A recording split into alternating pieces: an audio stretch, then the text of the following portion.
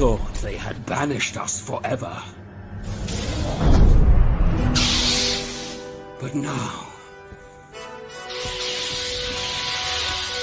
finally, we have returned.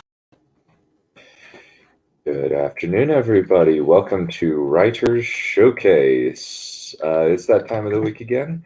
This one's going to be a little bit different since we only have 3 officially coming in, and 2 entries that, 3 entries that have are going to be read by other people, or at least one's a recording, and the other 2 are things for people who were physically unable to arrive. So that's unfortunate, but we are going to do our best to provide you with our usual level of quality, whatever that means in this day and age. Anyway, allow me to bring in my first guest, the always explosive Johan.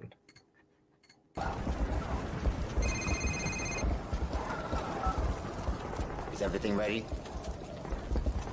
Do it. Thousands of souls extinguished by the push of a button.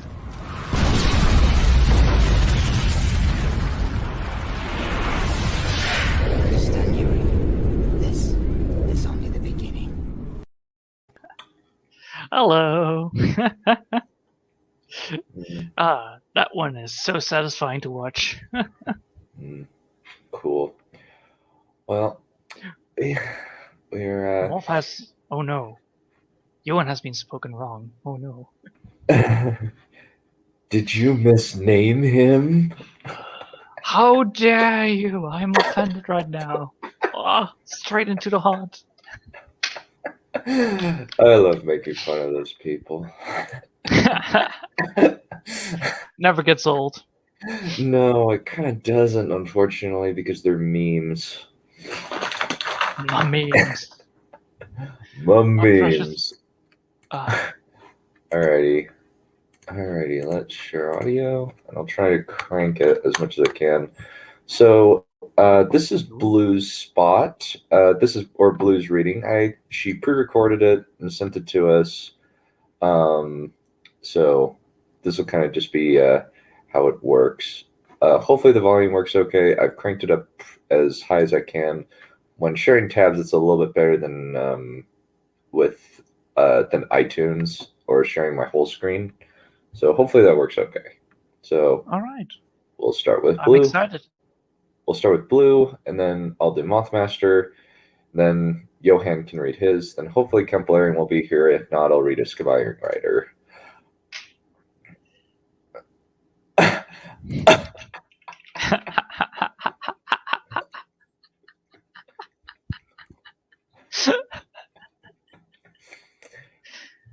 Oh my.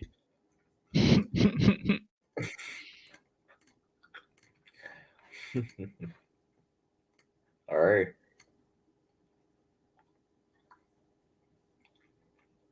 Hopefully this works.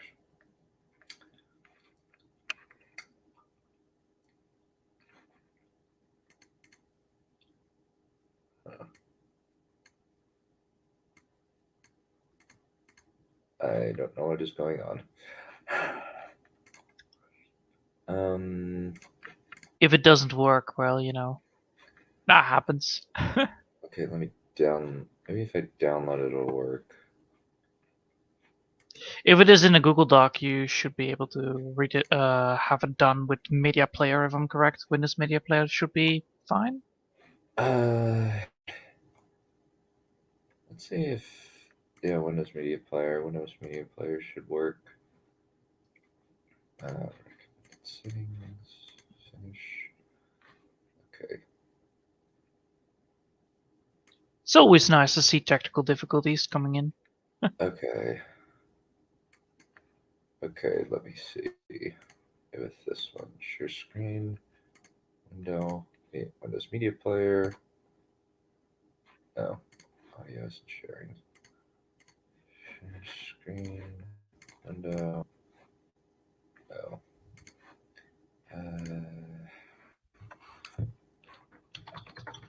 Okay.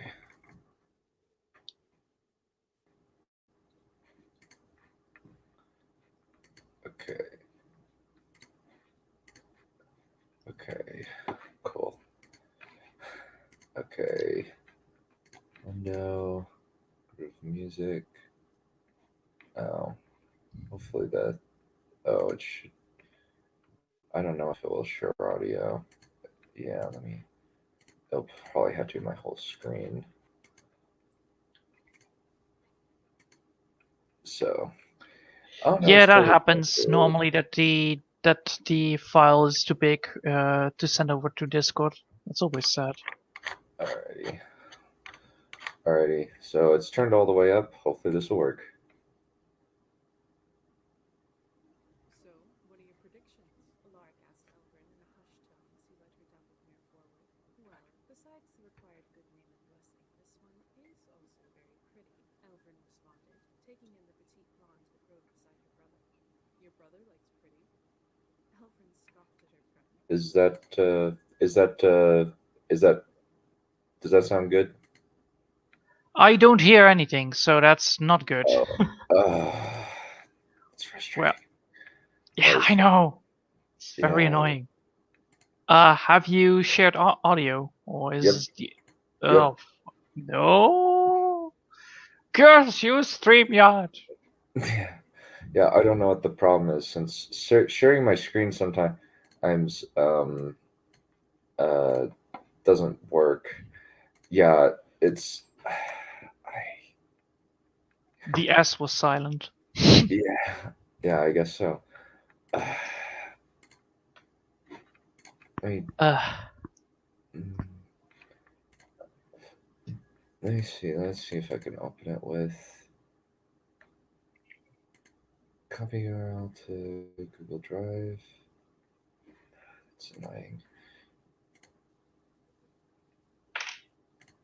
Oh, okay. Okay. Okay.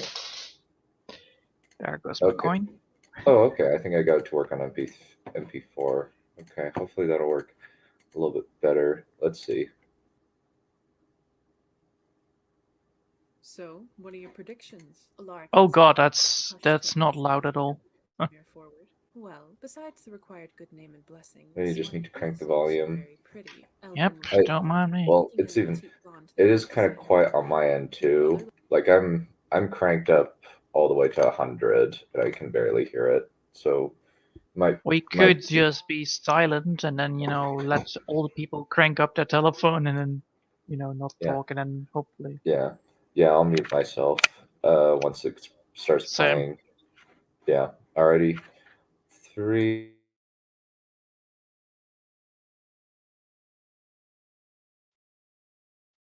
So, what are your predictions? Alaric asked Elvin in a hushed tone as he led her dappled mare forward. Well, besides the required good name and blessing, this one is also very pretty, Elvin responded, taking in the petite blonde that rode beside her brother. Your brother likes pretty? Elvin scoffed at her friend. Still, this one isn't destined to be Nate's queen. Too pretty? Alaric asked in a mocking tone. Too dull. They said their hellos, exchanged some small talk, and haven't said a word since. No, once we're back at the stables, my brother will be polite and ask her to join us for dinner, and that will be the last we ever see of her, I'm afraid. Alaric looked at the young noblewoman, and the corners of his mouth twitched up in a mischievous smile. Shame that. She kicked him gently with her slippered foot. Careful, Alaric. Not every noblewoman will be as amused by your poor manners as I am. You might be surprised. Some noblewomen think it's thrilling to slum it with unblessed stable boys. Elvin flinched slightly and her mare tensed, sensing her rider's agitation. Don't worry, Elle, Alaric said softly without looking back at her. You'll always be my favorite. Her cheeks lit up in bright red flames as she averted her gaze to the soft meandering hills around them. He was always teasing her like that. Any other day she might have chastised him, but she snuck a glance at her friend whose back was to her as he led her mare to follow the rest of their party back towards their country estate. He'd been her friend for such a long time. She hadn't really noticed when he'd changed from her gangly, awkward friend into what most people would consider a man, and, though she hated to admit it, a reasonably attractive one at that. When had he gotten so much taller than her? And when had that mess of black hair gone from looking like it might house wild animals to instead looking nearly wind-tousled and charmingly roguish?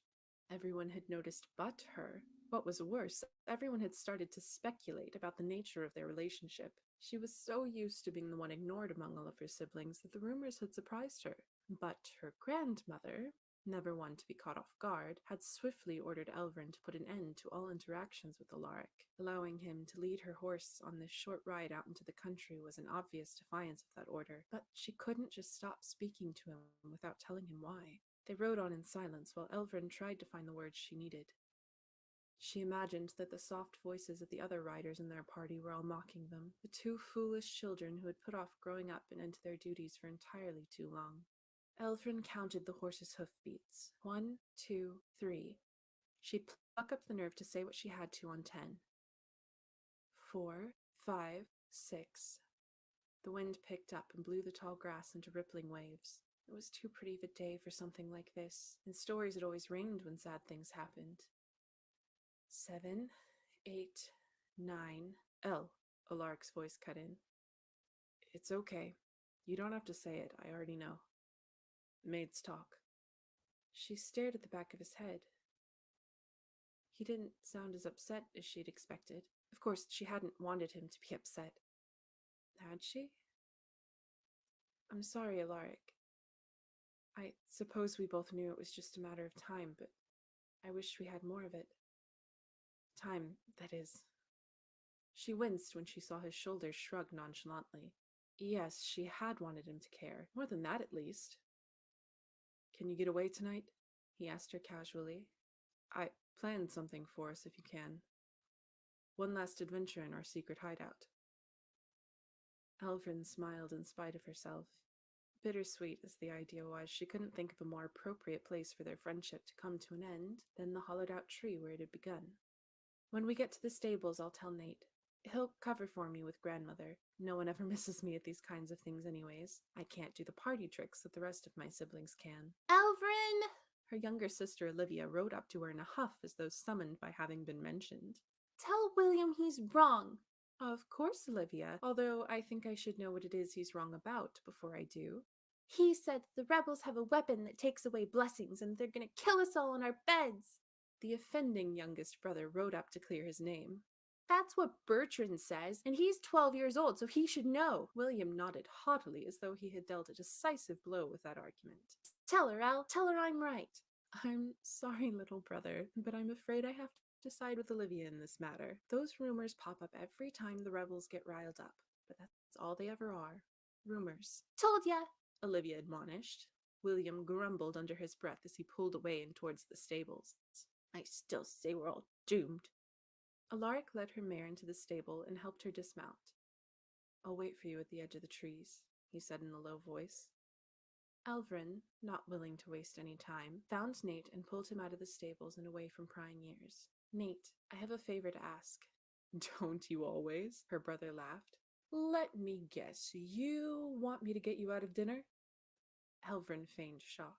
Do you mean to tell me that on top of your blessing, you're a psychic now as well, brother dear? I don't have to be. Even if you two weren't so painfully conspicuous about how miserable you are at the prospect of being separated from each other, you'd still be angling for a way to avoid the dinner on sheer principle. Must be nice to get to skip these things without the entire court tripping over themselves. Perks of being the dud of the family. Her brother tensed. I wish you'd stop calling yourself that. Why? It's what I am.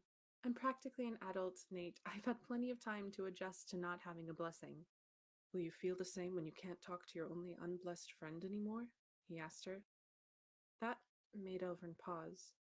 She hadn't really considered it. She shook her head and smiled at her brother. I'll have you there to incessantly remind me that I'm special just the way I am, just like you've been doing practically every day since we were born. Honestly, you've given me a bit of a superiority complex. It's too bad everyone can't be as naturally special as me. She expected him to chuckle at that, but he was staring through her as though he hadn't even heard her. She was about to tell him off for ignoring her when he broke his silence. I'll cover for you, but this is the last time. Grandmother is right. You can't be seen with them anymore. Elvrin bristled. You know what people are saying isn't true. It isn't about that, Elle. Well, not entirely, anyways. Laughing nobles passed by them and cut off what Nate had been about to say. Your Highness! The women giggled and fanned themselves. You'll be joining us for dinner, won't you? Of course, ladies. Her brother graced them with his most charming smile. I wouldn't miss it for the world. They carried on towards the estate, giggling and glancing back over their shoulders at him from time to time. Nate turned back to her and sighed. It isn't important tonight. I know what he means to you. One more night. We'll talk in the morning. He turned to head towards the estate himself, but stopped midway and called back to her with a wicked smile on his face. Oh, and Elle, remind him for me that your older brother has a large army at his disposal in the event that he should forget his honor. Her face heated and she stammered after him. That isn't necessary, and you know it. And you're not older, we're twins, she added for good measure. He laughed but didn't turn around. Whatever you say, little sister. Grumbling about the trials and tribulations of having siblings, Elvrin made her way to the old greenhouse that's base butted up against the edge of an ancient grove of trees. She had to pick her way carefully over twigs and stones, because she was still wearing the dainty slippers she was forced into whenever other noble lords and ladies were about. While she was busy watching her feet, strong arms pulled her into the shadows of a large tree and a hand came down over her mouth. Elvrin glared up into a lark's mischievous, grinning face. Took you long enough, Elle, he chided. He let her go and stepped back, giving her his most mocking bow. Oh, I mean, thank you for gracing me with your presence, my lady. She scoffed at him. I really hope you don't intend to keep that up all evening. Only until it stops being amusing, he promised. Elvrin stared down the path that led to their childhood hideout. Well, if I've held you up so much, we'd better be about our business then. I can't wait to see what kind of grand farewell you've put together for us. As they approached the large tree that they'd grown up playing in, Elvrin spotted a blanket spread out on the ground with a few pillows and a large assortment of food. She stopped in surprise. He said that he'd put something together, but she hadn't realized he'd gone to that much trouble. Alaric smirked and plopped down on one of the pillows. Don't look so shocked. I know how to show a lady a pleasant evening when I need to. Elvrin cocked an eyebrow at him and tried not to wonder how and when he'd learned how to show a lady a pleasant evening. Certainly she'd never put notions of romantic picnics in his head. She sat down beside him. Alaric would drink, and the two ate in silence for a while. It was aggravating. This was their last night together, but she couldn't think of anything to say to him. At least, nothing she was willing to say. What was worse, he wouldn't stop staring at her. She knew she had to look ridiculous in the frilly pink mess her grandmother had shoved her in for the day. Her long black hair that had been so meticulously braided and styled earlier that morning had long since broken free of its restraints to fall around her face. She pushed a long strand out from in front of her pale blue eyes self-consciously. The dress doesn't become any less grotesque the longer you stare at it, trust me, she snapped at him.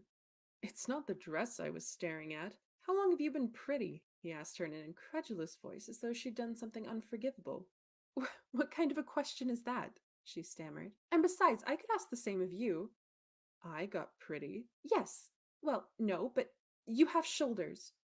He blinked at her in confusion. I've always had shoulders, Elle. But they got bigger. The infuriating man had the nerve to burst into laughter at that. Yes, I suppose they did, he said between chuckles. Elvrin searched for a way to regain her dignity in the midst of his laughter, but before she could right herself, he had moved closer and lifted her chin gently with his hand until they locked eyes. Her breath caught. His mirth-filled gaze suddenly grew pensive, and she began to feel embarrassed by the proximity. If she could see the sudden golden flecks in his dark brown eyes, what could he see? As intently as he was studying her, he must have seen something that caught his interest. You're blushing, he teased. She started to speak, and for perhaps the first time in her life found that she had no idea what to say. Close your eyes. She was staring at his lips as he spoke, and yet, strangely, she didn't catch what he'd said. What? She asked as he leaned closer, pressing his forehead to hers. Close your eyes, he repeated softly. She closed her eyes and tried to calm down the frantic beating in her chest. Maybe if she counted to 10 again? 1, 2, 3. He leaned closer. She could feel his breath on her lips now. 4, 5.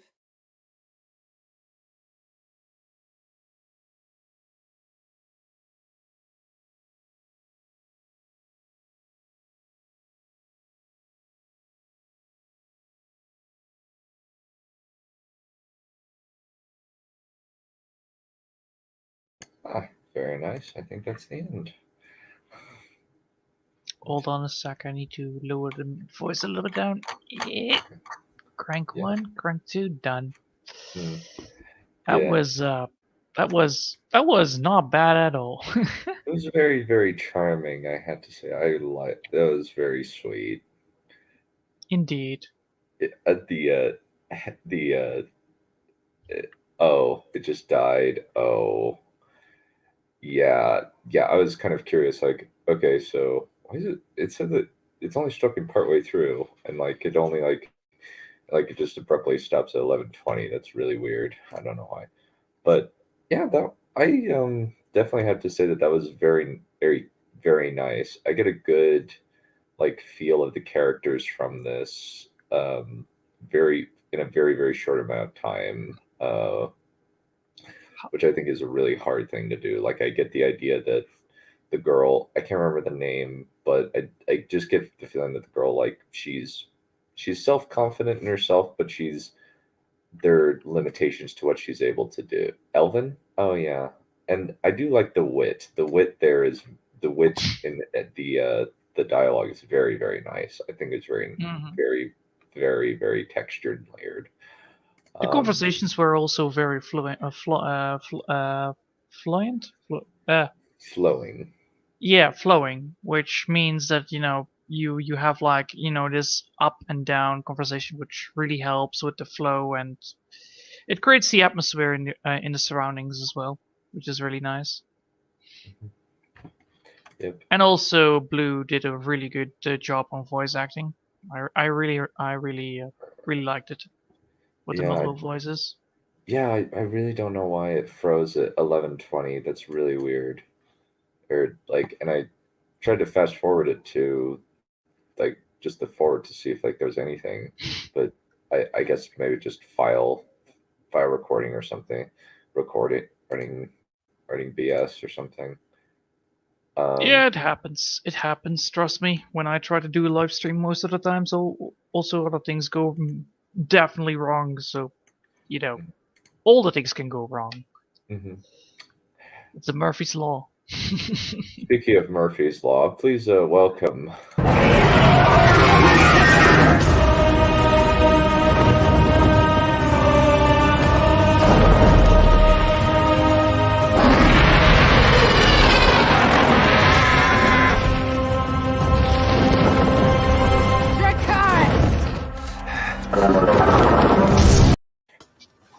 Greetings, you lot. The law counts. Hello. Balerion. And I agree with everyone else. The voice acting is very good. The voice itself is very nice. I couldn't hear a lot of it very well because of the technical difficulties. And I was wondering if maybe Vocaroo would be an option. Vocaroo.com, maybe? Buckaroo.com now with extra boogaloo. Yes. VOCAROO.com. Would that be? I don't know if that would be any better or not. I've never tried it, but that could be a possibility.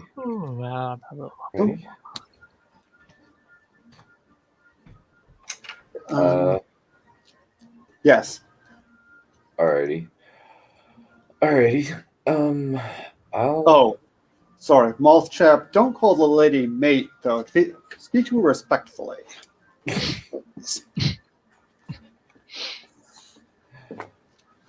Aww. Carry on. All right, well, I'm sorry. No problem. So, okay, so the next thing I'm going to read is Moth Masters, and then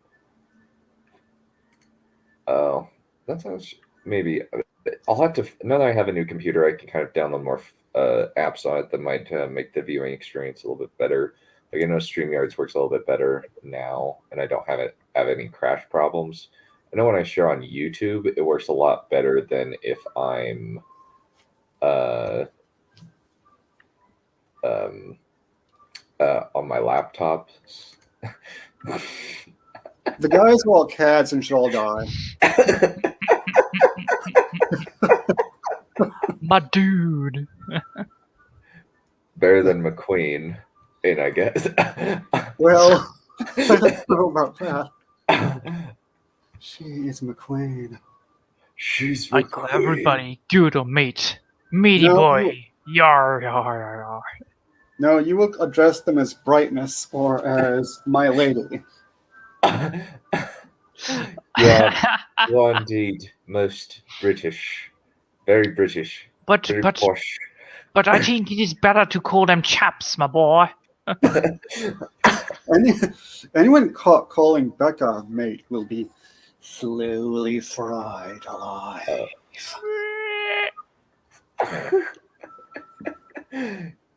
Hee-hoo. He's not wrong. The moth chat. My brain auto-corrected. My brain auto-corrected.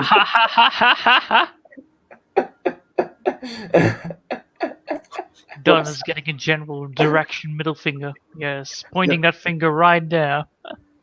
Yep. Sorry, moth chat. You got staged by the middle fingers.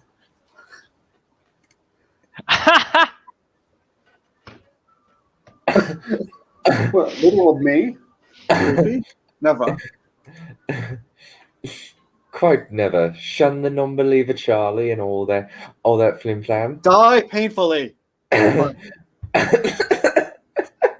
Off with their hats! It's our house now.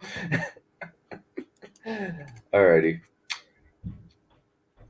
Well, I shall read Mothmaster's story now.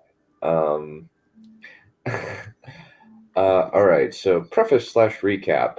Atolo has been taken to what seems to be an offshoot of the worst Wooder School Empire. Princess Thorn and Stuhlin greet him with open arms, but King Ingskolar is untrustworthy of him. Atolo is tossed into the cathedral and is met with a gargantuan moth on a throne. The stranger speaks in an ancient tongue. Now Atolo is beginning to question Northwater's authority. The journey to Grinland was hard on Northwater's mind. She had lost one of her ships. She lost Saren, and now she lost Atolo. Sure, it was not as bad as her father's betrayal of the Hetheran Empire, but it was enough to where it began to sink into where she could barely drink. Lord Hallander's fur was constantly fluffed with agitation and annoyance, but not Northwater, no. It was at her reluctance to eat in the face of defeat that brewed these feelings. Lady Northwater, I don't want to hear anything, the captain groaned as she laid her chin on her arm at the table as she slouched, ouched on it. It creaked under her weight. It's a little bit of a weird sentence. The officer sighed and his hands started petting her back. Northwater's antennae fell limp and the feeling began to lull her to sleep. But she gasped loudly and was up as if in shock. What is it? Hollander asked, his hand still upon her fur. The Hastatan took a few deep breaths and her claws started digging into the table. I can't sleep. Not with the boy out there. She set the table aside, spilling meat and wine onto the lower deck's floors before she ran outside. I must go after him. She panted as her feet nearly slipped off the edge. Enough! Hollinger's voice raised up as he grabbed her arm and pulled her away. That boy's safety is driving you mad. Ooh, that's a weird sentence. I must do something, Northwater yelled in his face, but the officer forced her back and tossed her to the floor. He thought for a minute, all the vile things he wanted to say to her. But he sighed and shook his head. He started off calm but serious. What happened to the lady that was patient? What happened to the lady that was never unruly or seized by worry? If that boy is dead, then so be it, he said coldly. If he is alive, Hollinger's head turned to the growing fog upon the quiet sea, and his voice turned sober. I'm sure he's dead by now. Northwater raised up on her feet and staggered. You don't know that. Do you know them, Northwater? Hollinger hissed. What do you know of the Water Skull Empire? Northwater was silent. Then you know not what they do. The captain relaxed a little, her deep breaths finally calming her down enough to think rationally. I do know them, sir, she admitted. What? Hallinger flinched in surprise and his fur lowered. What do you mean? Northwater sounded as she was in heartbreak. I know of them, Hollinger. She looked into his deep blue eyes.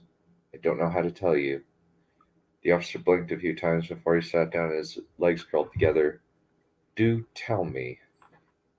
What is on your mind, my lady? The captain's fur almost stiffened, but she feigned her embarrassment from his voice. It is not the boy's death that scares me. Northwater laid her head against his shoulder. It is what he finds there. Hollinger was genuinely confused, and yet he still wanted to sound calm. What is it he will find there? Asked the officer in honest innocence. My father's mistake. She held his hand softly, and her antennae touched his. Hollinger flinched, and he almost purred. Then he cleared his throat. Ahem, we need to be this way. Not now, at least. He got up to his feet. Care for a few drinks? He gestured to the older decks with a nod. The captain's arm wrapped around his. I would enjoy that. Yes. She looked up at the sky, which, despite the light gray clouds covering the heavens, she knew it was near sunfall. The two moths headed into the lower decks and began to relax with mugs of mead and wine. Well, Atolo, what is your answer? King Skolo's voice rumbled, and the boy felt afraid, but he stared up at him in confidence as he raised the clothes to him. Here, Atolo put his head and shook it at his eyes. Take them. I don't want them anymore. The giant moth's large hand gripped the leather chest plate and spaulders, the greaves and sabatons as well. He snapped his fingers, and the lowly moth took them from his arms. Tell me, young one, what did Northwater take from you? What is your reason behind such anger? Cooed King Skolar as he put a strong hand upon Atolo's back and gripped his fur. The young moth did not flinch like he had done before. Atolo eyed the cathedral, then the snow bunting that it was getting its wounds cleaned by the beast handlers. He noticed their necklaces wearing the symbol of the beast warden Jagath. Skolar patted his back, and in turn the boy took a deep breath as he imagined giant silhouettes coming from the fog. Atolo took a dark blade from his hard leather sheath. The sword had a fearsome edge, yet at the crossguard it retained the jagged tips that was on every blade. The handle was decorated in snow-white owl feathers and wrapped in the same leather. Its hilt was intertwined with gold. The boy turned to the giant moth and inspected his breastplate.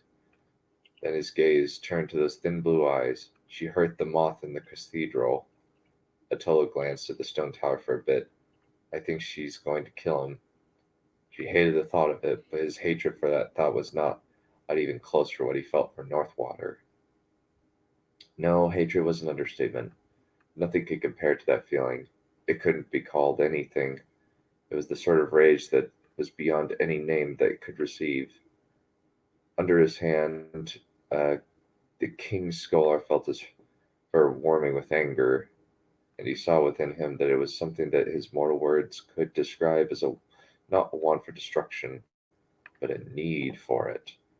It was not a feeling of instinct or a feeling of mere fury. It was something that had a mix of evil mischief and bubbling revenge.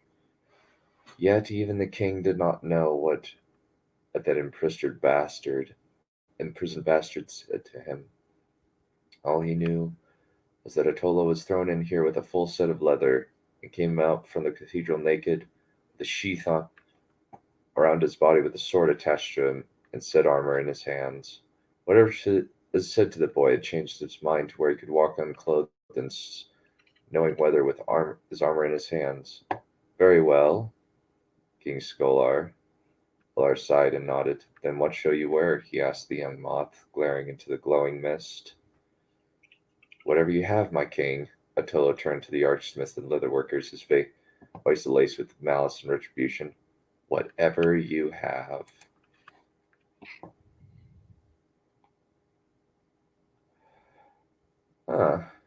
Okay. Oh. Oh yeah, there's a drawing attached to it. My bad. And I forgot to share that one.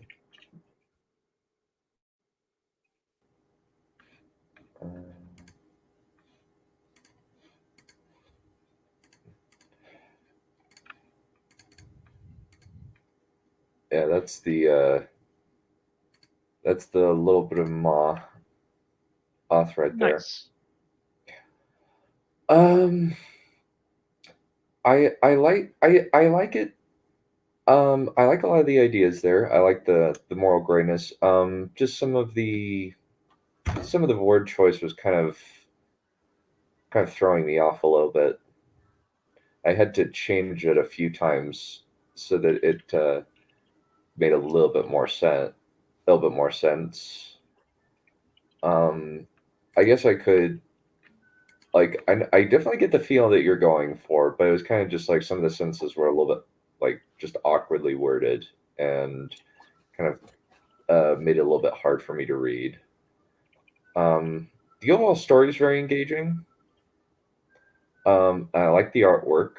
I'm honestly excited to see this in terms of like a novel with pictures in it. I think that would be cool. But yeah, I think overall, like, solid plot line. I like where it's going. I kind of would like to kind of figure out a little bit more like why Northwater is so broken up about Attolo leaving. I can't remember, is he her son, or I can't really, or is like I couldn't quite remember Moth since it's been a minute, but I think was a little bit confused there, and also like it didn't seem like he was like super like righteous justice earlier, and it seems like he's like done a pretty hard 180 on how he feels about her, but I think I'd like a little bit more development there, a little bit more time, I guess. But those are kind of my only critiques. But otherwise, I'm interested to see where it goes. I like the kind of storybook epicness feel to it. That's the best I can kind of best way I can kind of put it. Hopefully that's helpful. Yeah. There were basically two scenes there, right? There was one with the officer and Northwater, and the other with Attolo and Scholar. Yeah. Yeah, there were two scenes. I'm not sure about the transition. Mm-hmm. So maybe they're just two different sections, and maybe in writing it's more clearly delineated where you're going from one to the other. Yeah, it's a little bit. Yeah, I think there's in the written form, maybe in the written form it's more clearly delineated. Sorry if I just faded out a bit. Oh no, you're fine. Yeah, I think there was a recap at the beginning. It was a little bit more unclear. It was kind of a little bit vague, though. It was kind of a more vague as far as I remember. Ah, lovely. A new person in the chat. Welcome. Always a pleasure. Have a riot. Hello. Don't riot against me. That'd be terrible. I'm right, you're wrong, and nothing you can do about it. Is that a Matilda quote? Yes. I love that movie. That was great. A fun movie. Yeah. It's not cheating, I'm just making the new numbers up. That was Faceless Figure / Mothmasters. It wasn't mine. It was me in the corner. Yeah, he's a really good writer. I really respect Faceless Figure / Mothmasters work. Yeah. Whatever happened to Wissia and the aspiring writing chap? Wissia isn't coming on this week. Writing chap had his wisdom teeth out, so I'm gonna read his stuff for him. Oh, okay, fair enough. Yeah, I tagged him just in case he wants to come on, and he's in the specific chat, but I don't know if he'll be able to come on just by virtue of the fact that he's like suffering with surgery after effects. Well, at least he's gonna get some money out of the Tooth Fairy, so that's good. Yeah, it used to be a dime back in the day, in the U.S. Oh, a dime. Damn. Yeah, 10 cents. Back in the day. I see. Those were the days when bubblegum cost a penny. Yeah. I can barely remember that now, though. Yeah. I know there was. I got my wisdom teeth out. First set of wisdom teeth out for a study. And I got like $400 out of it. So, and I just got to watch movies for several hours. So I watched Ace Ventura: Pet Detective 1 and 2, and a bunch of other funny movies. Though admittedly, one of them was Lord of the Rings, Bashi, and I was just like, wow, this has not aged well. You think? You really think? Oh my! Nah. Russian, suka bli. He has. Okay. He doesn't have anything to present today. He doesn't have anything to present today. Okay, that makes sense. Who doesn't? Wissia. Oh, okay. Yeah. Okay, and this is him in the chat. So. Okay. Bonjour. Okay. Yeah. Bonjour. Okay. Shilpana Kambawi? No. All right. So who goes next? Do I go next, or does the Johanny chap go next? Yeah, sure. All right. So who? All right. Go. Shall I do it then? And then you. The only caveat is that in about half an hour I have to go AFK-ish. About half an hour. Yeah, let's go with Balerion. Yeah, let's go for Balerion then. Okay, thank you. Right. Let's see. I'm afraid this bit won't be quite so funny, I'm afraid. Oh no.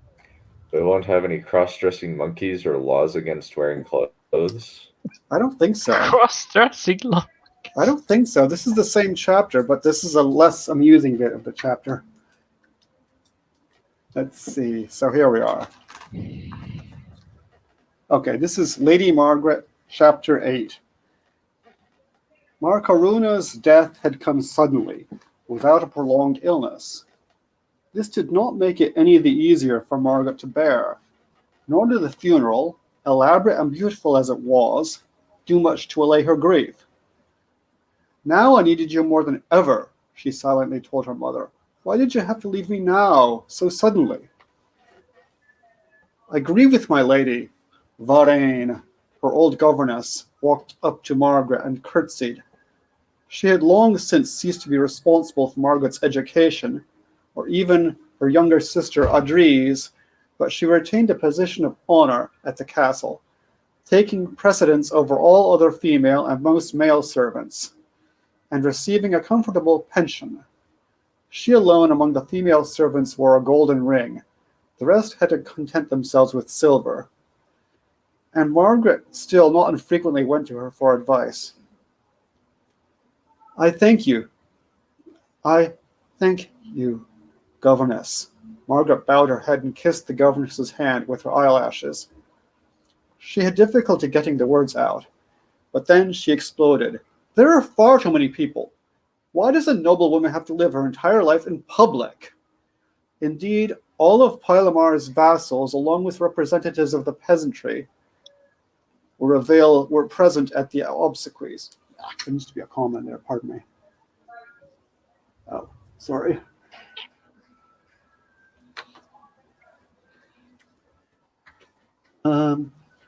Privilege comes with duties, said Varane. I am sorry, my lady.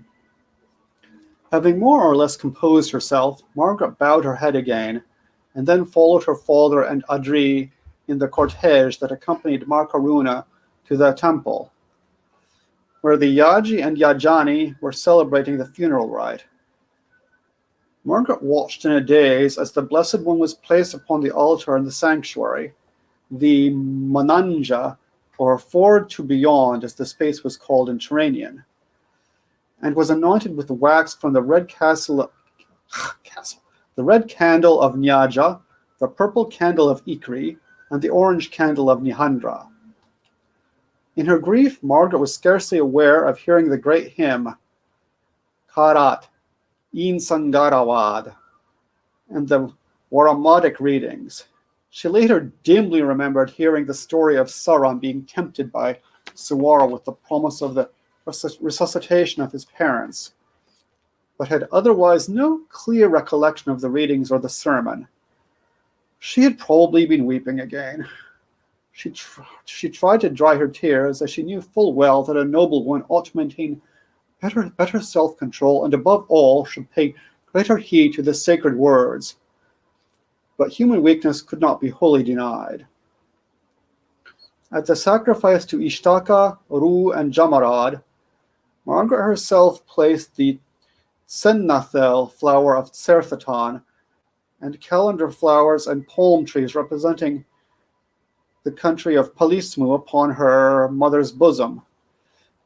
She was followed by the Count, who gave his dead wife a bouquet of lilies, proteas, and fuchsias, representing mercy, eternity, and glory.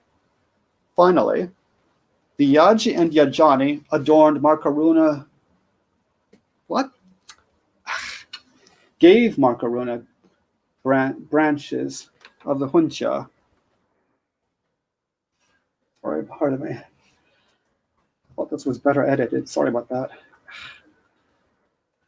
Branches of the Huncha, a type of azalea, the Haduru, related to club moss, and the tree horsetail, symbols respectively of Ishtaka, Ru, and Jamarad. The beauty of the flowers somehow made Margaret's grief all the greater. Her voice cracked as she joined in the prayer of the Sacred Nine, that they might receive Markaruna's soul. Wawani Hrunra Kinu Warannoyu.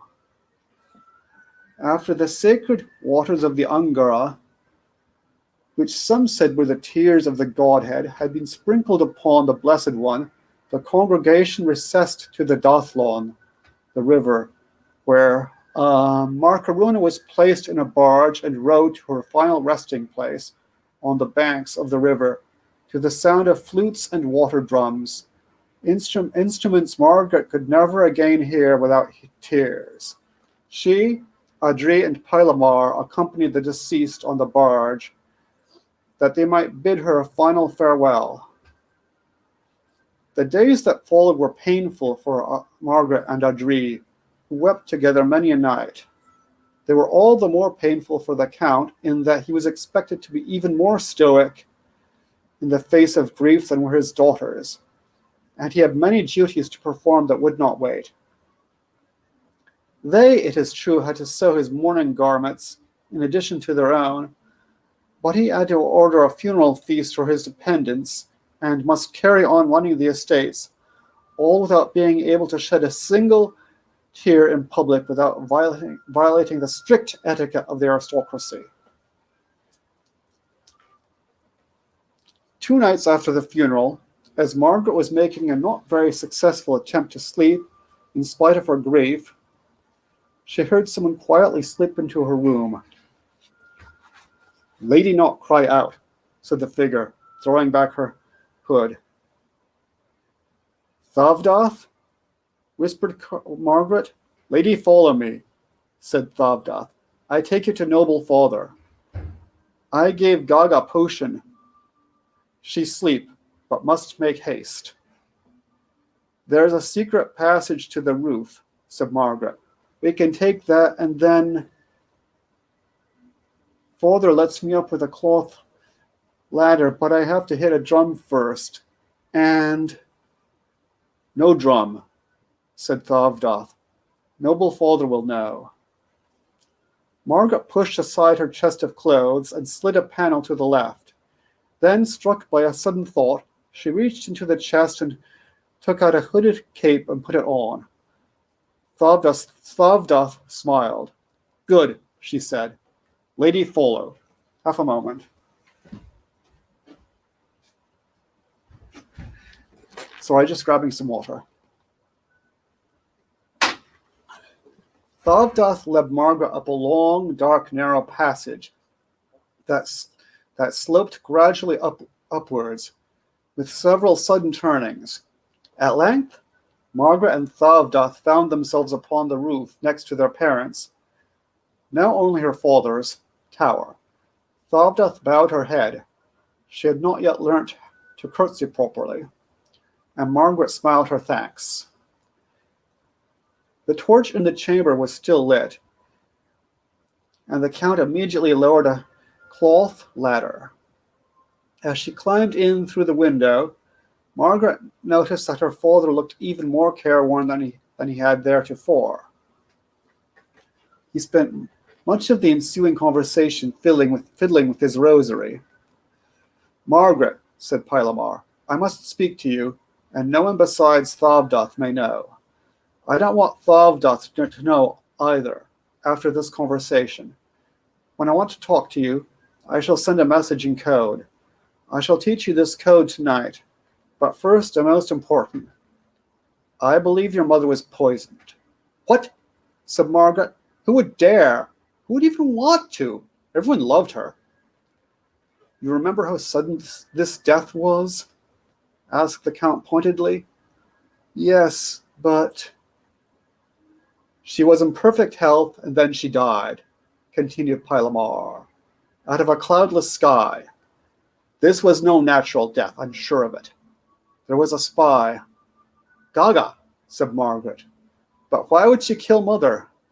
Perhaps to please the Emperor, said her father. I do not know, but this much is certain. Pardon me. We are all in grave danger. Therefore, I am going to allow you to resume your training in arms. Thank you, Father, said Margaret, hugging him, something she seldom durst do after her first decade. Thank you. Thank you. There are conditions, said the Count after he had let her go with one of his sad smiles. You will no longer train with the, what was he, armor? No, assistant master of arms, Gunyel. The fact that you were able to bribe him shows that he cannot be trusted. You will train with my master of arms, Grant, and you must keep the training a secret from everyone, including me. So far as everyone else is concerned, the prohibition is still in effect, and you and I will deny that any training is taking place. I will obey. Good, said Pylamar. Now I must inform you of the most recent letter from court. It is more threatening than recent letters have been. Read. He handed her a letter in red and gold ink, sealed with the imperial seal. Margaret read with increasing horror. Exalted Ekweque IV, King of Kings, ruler of the quadruple crown, Emperor of Sandaran and Shaga, Sovereign of Akari, Lord of Mindar, etc. To Count Pylamar of Tserthaton, greetings. Exalted has made known to you on divers occasions our desire that your fair daughter, the Lady Shirumbawaga, that is Margaret, should become an ornament to Exalted court. Great One has ignored many of exalted missives have made captious and sophistical excuses to others. You have therefore earned our displeasure, and will be excluded from the list of nobles in good standing with the exalted box. Have a care, lest exalted displeasure extend yet further, for said displeasure can have a most deleterious effect upon both body and soul. Let great one heed the voices of wisdom and loyalty, ere exalted displeasure, first class, fall upon your head. Further, exalted notifies you that other dispositions may be found with respect to the Lady Shirumbawaga, dispositions such as may free her from your paternal grasp and remove all hindrance to exalted desire. For exalted wish is as a command, exalted will is law, and exalted wrath is death. Count Garawada has received a similar letter with regard to your noble cousin Garawala. Not Garawala, Barama, said the Count, when Margaret had finished reading. What will you do? I shall send a politely worded response explaining that you have not yet entered your second decade. This is true as you are only 17 and will not reach the second decade until later this year. By then I will have you carted off to Darzaz and at least temporary safety. Meanwhile, I shall have to offer Mpu'u and Malalaama some more bribes. What if the Emperor sends an army? Then I shall have to give up my life. Father, no! Do not be foolish. When you rule, you might find yourself faced with choices as difficult as this. But I'd rather die than see you become a Kwekwe's plaything. The rumors from court and what we saw there. Now pay careful attention, for I must teach you our code and signals. The red-masked lizard is the Emperor. ... Okay, let's see. I think I might stop there. Let's see. Yeah, I'll stop there. Great names. Absolutely. Baba Jawala Bala Bala. That's a great name. Yes, Balalaama is, I think that's how it's pronounced, correct? Depends on which name you're talking about. Oh, you mean Zvala Bala Mana? Yes, yes. See, this is why I love those stupid names. Garawala. There's a Garawala, there's a Barama, and there's a Malalaama. So, welcome to the Quickie Market. How can I help you?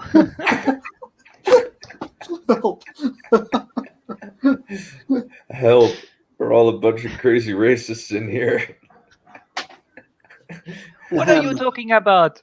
I just make sure that everybody has good life suffers.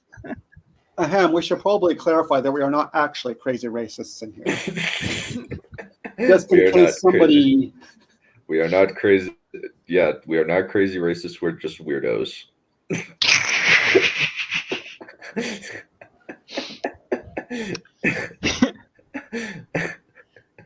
Just crazy, not crazy racist, but just crazy.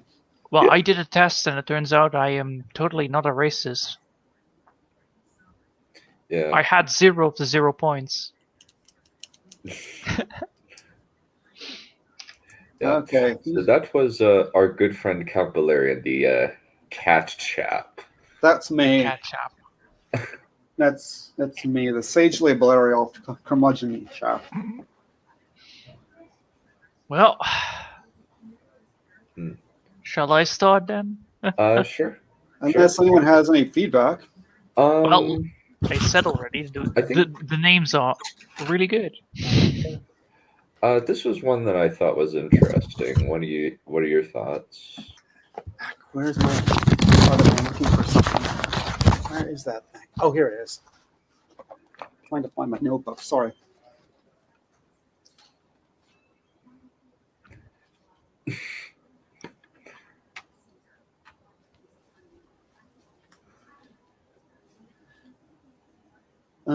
Wait, was it her who thought it was a spy, or was it the Count who thought it was a spy? I think the Count said it was a spy, and then she guessed who the spy might be because it was someone who'd already been acting fishy beforehand.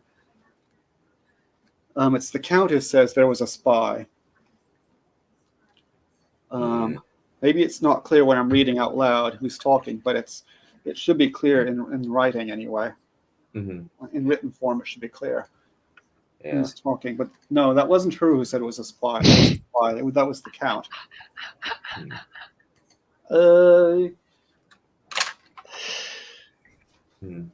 Okay.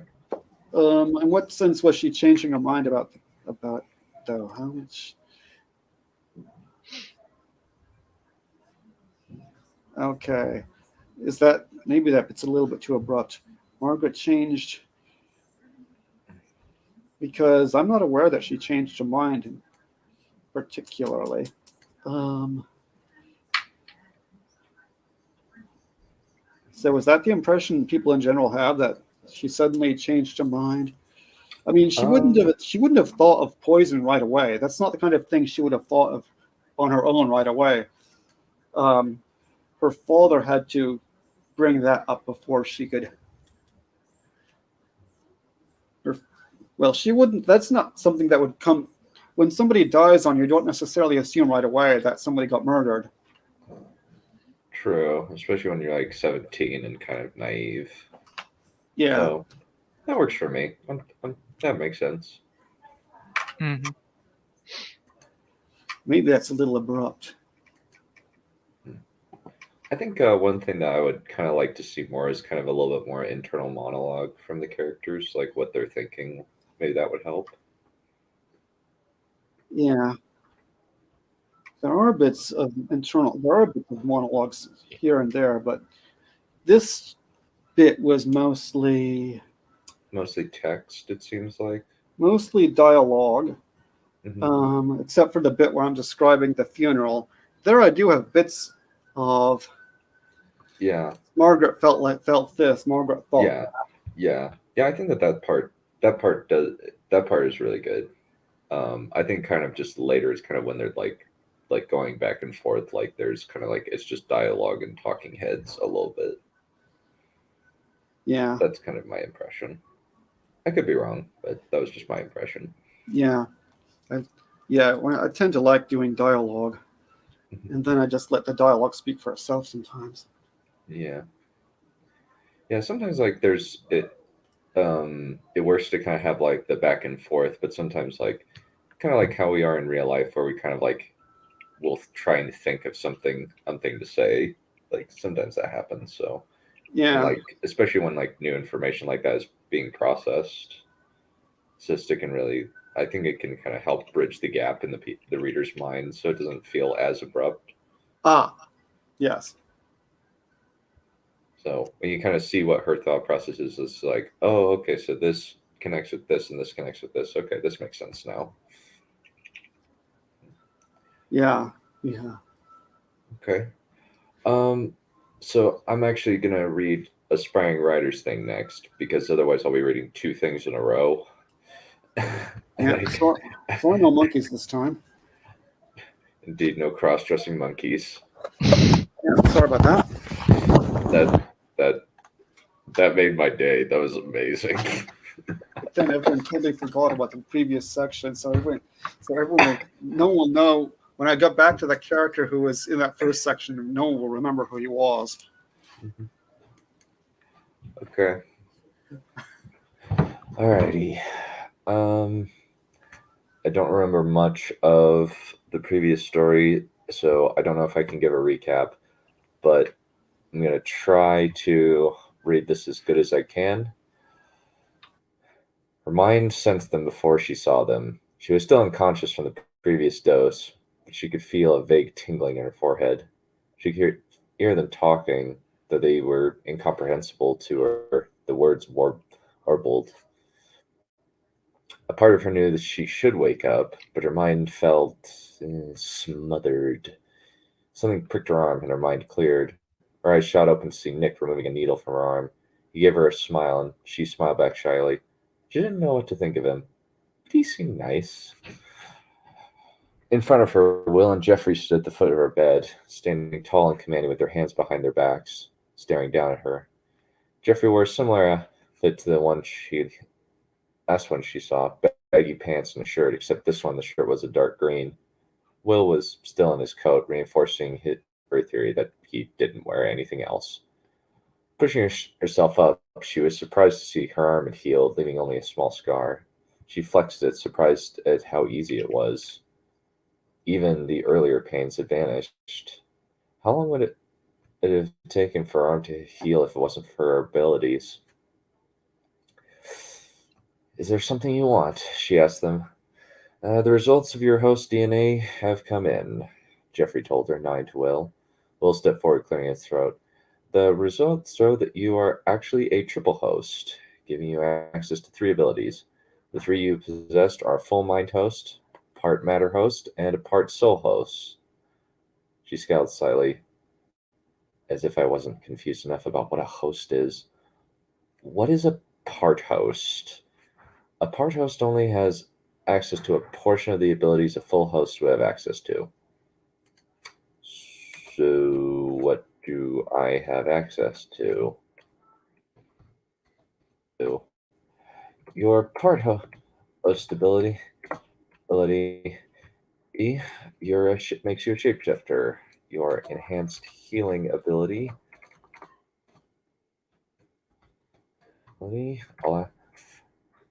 is enough proof to confirm this.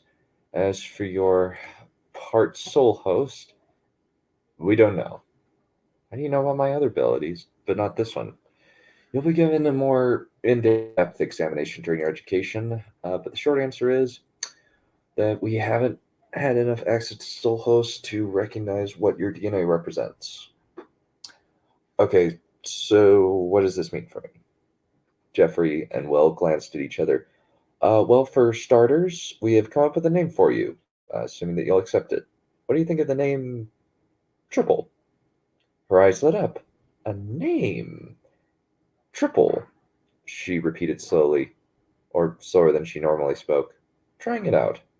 Are all names based on something about the person? No, Jeff is just uncreative and decided to give Amy a number, Will admitted. Jeffrey's expression darkened. Didn't hear you providing any suggestions. Will dismissively waved him off. She can pick a name for herself. I've had things of greater concern to concentrate on. Jeffrey narrowed his eyes but said nothing. But at that moment she noticed, or rather sensed, the tension between the two. They did a good job covering it. She swore she could feel resentment coming off of both of them. Perhaps it had something to do with her abilities? So, what do you think of the name? Will repeated, interrupting her thoughts. I don't know, but what do you think of it? Will's brow furrowed, and she nearly jumped from what she sensed from him. The discomfort, it was enough to make her skin crawl. Neck itched. She forced herself not to react, but to think that the question affected him that greatly. How do I even know he's uncomfortable? How am I able to recognize what I'm sensing? Or am I even recognizing them? Maybe I'm wrong and merely guessing. Will's stiff posture, position, and however said otherwise. You sure you want my opinion? This is your name after all.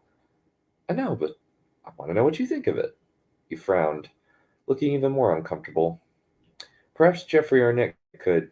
She asked you, Jeffrey interrupted, his voice booming in the small room, even though he didn't seem to intend it to be that loud. Scratching his chin, Will pondered for a moment. It's unique. It stands out. Is that a good or a bad? The corners of his mouth turned up. It's a good. Then I'll keep it. Good, Jeffrey said, sounding grumpy. Now that that's taken care of, let's move to the matter at hand. Triple, you have two choices on what you can do from here. Either you can become a breeder, where you'll spend several years bearing children for the revolutionaries, or you join the squad and become a soldier, where you'll be trained in the use of your abilities and used on operations of our choosing. Which do you choose? Triple blinked. What? The council's decided to provide you a choice of either becoming a breeder or a soldier. You have until the end of the day to decide. If you do not have an answer by that time, the decision will fall to the council. So he glared at Will as he said this, eyes flaring with something softer than anger, but more than simple annoyance. Will held his glare calmly. Triple gave him a worried look, and he gave her a small nod of reassurance. Jeff, how do I explain the situation? How about I explain the situation to her while you two go and finish up whatever you were doing before? Jeff's lip curled, but he nodded, leaving with Nick right behind him. Will let out a sigh and sat on the stool beside the monitor, right by her side. He closed his eyes and went quiet. She waited for several minutes for him to speak, but he just sat there. Will, she said. He opened his eyes and focused on her. Sorry, I'm just tired. I've been doing this for far too long. Have you thought about what he said? You said you were going to explain it to me. What do you not understand? She stared at him, her mouth slightly open.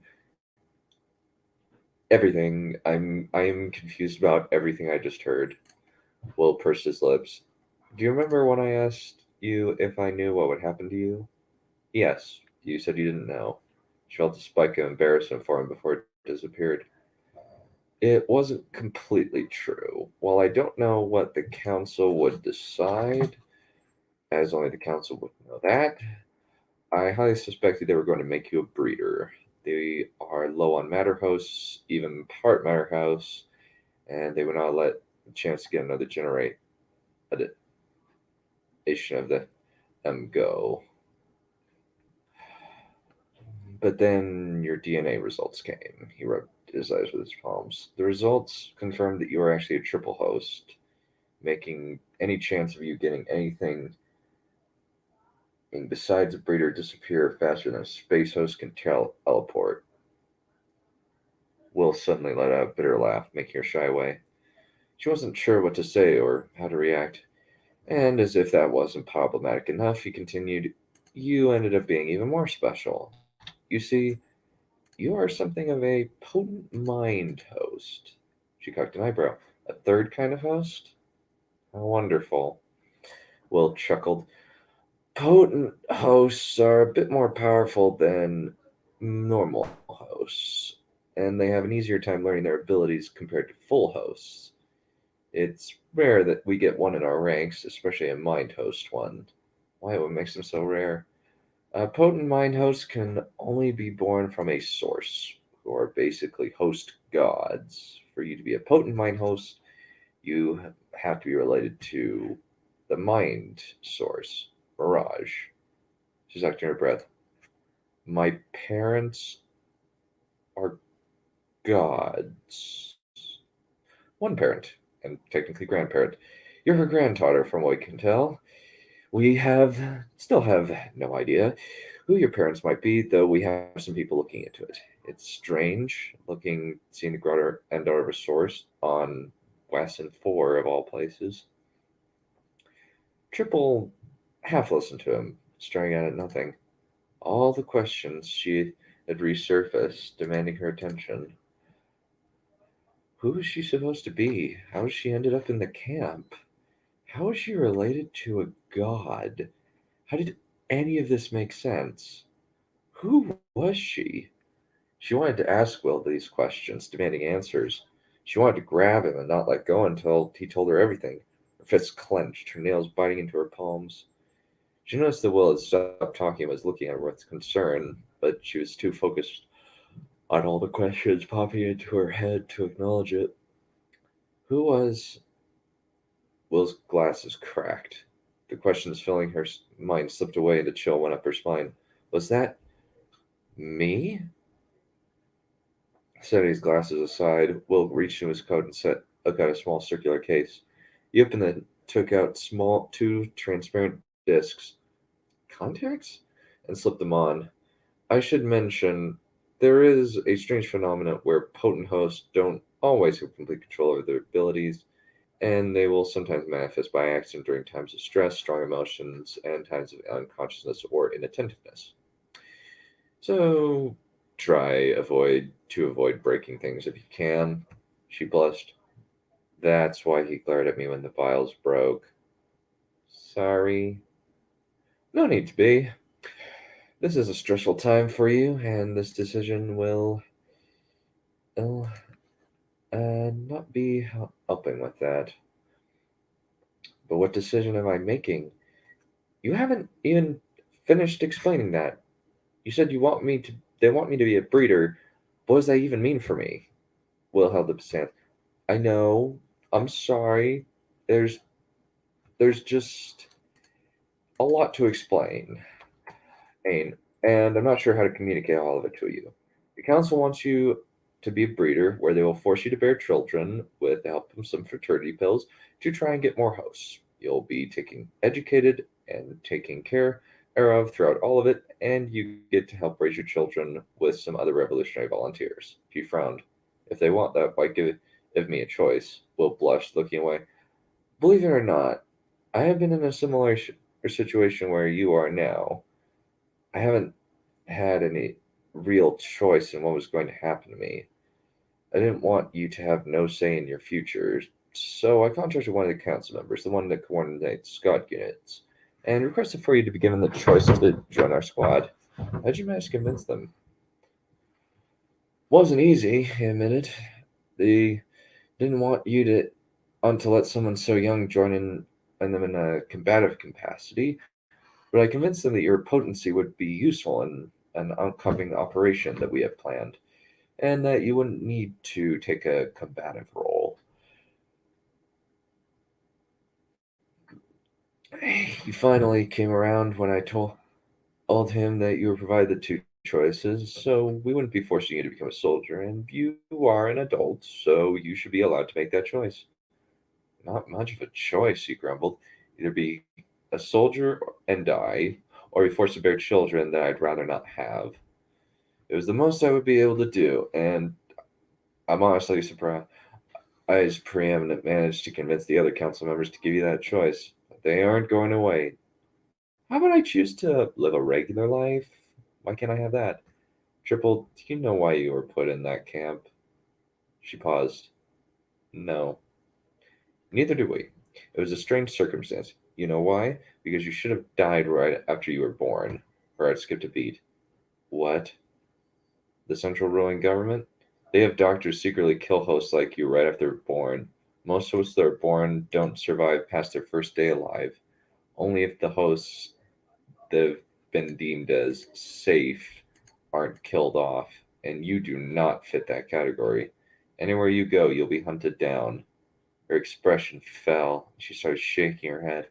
No, no, no, no. Somehow, you escaped that and were sent to that camp where your abilities kept you alive. If you try and live a normal life, they'll kill you. There's no way around it. The sources I mentioned earlier, they're the head of this government. They are the ones who have instituted this. So you don't have a choice to have a normal life. Your only choice, unfortunately, this. That can't be true, she whispered. Is her future really limited between these two choices? Was there nowhere else that would accept her? Triple felt a tear run down her cheek. She felt that, surprised. I know this is hard, but you need to make a choice. I honestly think you'll want to be a soldier. And why is that? She bit out, trying to keep her voice from cracking. Because that normal life you want will never happen while the sources are alive. This is what the revolutionaries are trying to change. You want help change that? You want a normal life? The best chance you'll ever have of seeing it is by helping them, not providing future hosts for them to use as long as you're dead. By actively helping them with their goal in the here and now. She looked away, wiping her tears. A part of her wanted to focus on what he had just inferred. My own grandmother is the reason I can't live a normal life. She stuffed it down. There'll be time to think about that later. How long do I have to decide? 3 hours. She nodded her mind in a daze. And could I be alone until then? Of course, he said, getting up and leaving. She wanted to ask him to come back. She didn't want to be alone again, but she needed time to process. She didn't miss how Will had mentioned her living in comfort if she became a breeder with others taking care of her. He didn't care what she chose, only that she had a chance to choose what she preferred. And what did she prefer? Did she want to live a life that, while hard, would allow her to relax? Or become a soldier and lose the time that she had left? She hadn't been able to experience much of her life. What if she died soon after joining? Her entire life would be lost if it would be only able to remember a small portion of it. Yet she had sensed that he generally did think she would prefer becoming a soldier. Time passed quickly for her. Finally, it was time. The door opened to let Jeffrey and Will in, having changed into new clothes, though Will still wore the coat. Well, did you make a decision? Jeffrey asked. She looked him in the eyes, which had finally dried from her earlier crying. I want to join your squad. And that's the end of that. Nice. Yeah. Having a cool dilemma between, death or, well, a horrible life. Meh. That's a good choice. Especially since, like, I imagine, like, near consistent pregnancy is probably not a nice way to live. It's not peaceful. No. I do like a lot of the things about it. I like the mini arc that she goes on. I think that was very well written. I think I'd like a little bit more context, but maybe kind of the thing is it's early days, so don't necessarily need a whole lot of context. I think it's interesting that I think I need a little bit more clarification on the world building, honestly. Um, to get a feel for how things work. I kind of would like to see it as opposed to being told about it. I think that some of these like events backdoor dealings might be interested to hear since we're not necessarily limited to first person's perspective. Hopefully, aspiring writer, you'll be able to see this and see what I mean. I made a couple of little edits in the document for little grammatical changes and some stuff that would be changed, but overall, just slight changes here and there. I'm interested to see where it goes. Very minimal feedback there. That's pretty much it. Nice. All right, Mr. Yeah, Johan. interesting, certainly. All right, we'll try my very best to do this correctly. So, Anybody else had feedback before we get into Johan's? Just real quick. well, the story was good. I liked how the person was actually introduced into the world. Like, yeah, here you go. You actually supposed to be dead. You didn't die. Now you're gonna have two choices that are fucking terrible. Good luck. Have Have a fun. riot. Have a riot. Yeah, exactly.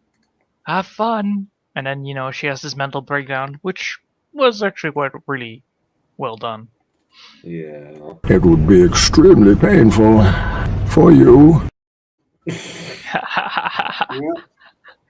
So you're going to be a soldier who could die or a baby machine. Have fun. Those Yeah. options are very interesting indeed. Yeah. If I were a lady, I would not be keen on either. Or a chap, for that matter. I think both are very painful to do. Yeah.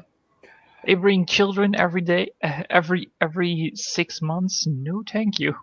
Or 8 months. No, thank you. Mm-hmm. That would be a horrible nightmare. Yeah. All right. Well, Johan, it is your turn and I think Oh, depending on how much are you going to be reading? it do you is think? 1,344 words.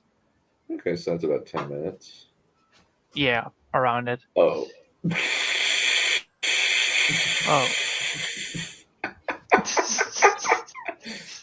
He's not a baby machine. He's a stud and father of nations. Yes, no comment.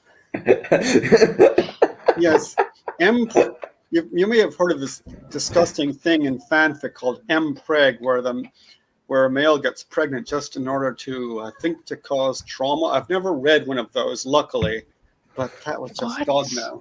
What? And What? why? I don't know. I mean, this sort of thing is There's- written by teenage girls who just, I don't know, bizarre ways these It's- people think. No offense to any teenage girls who are listening. It's Ah, it's also horny bitches. a unique crime in Blacklist, where a bunch of these guys who are pro-abortion, like they figure out how to like make it so that they're pregnant. Yeah. No, thank you. It's an Well, odd, shall we odd shall one. we focus our minds to a different subject than at hand? I just have to Yes. mention one thing. Male seahorses actually do get pregnant. Mm-hmm. Carry on. I Yes, beg they your pardon. sure do. Carry on. Sorry. All right, so I'm gonna be reading down the final part of the final part of the first book part, I think. Yes. So this is the ending of it. Final part, yes, because I did not know when the part was done. The end of the beginning. Any last words? The Mad King said as he points his sword towards the general's neck. Heavily wounded, the general just got knocked prone by the king's heavy blow, and has trouble to stand up. You know, I thought that this would have been a challenge for me. But look around you, your fellow soldiers slain, and you can barely stand up. That's just pathetic. And I thought I had to worry about you and your army. It turns out I still win even when I'm outnumbered. Oh man, this feels so good! To know that once I slice your throat, this war will be over, and I can go back to be a real king. A sudden silence fell, followed by the drop of the king's sword hitting the stone floor. With disbelief in his eyes, he starts to speak once more. Funny. I didn't see you there. I thought I could have seen you from a mile away coming. Who would have thought they could use invisibility? And now I just got stabbed by ignorance himself. How ironic. He said as his mouth slowly starts to fill with blood. Where is your sense of honor, you no-good bird? He shouted, with anger in his voice, as he takes a look at the sword that just came out of his chest.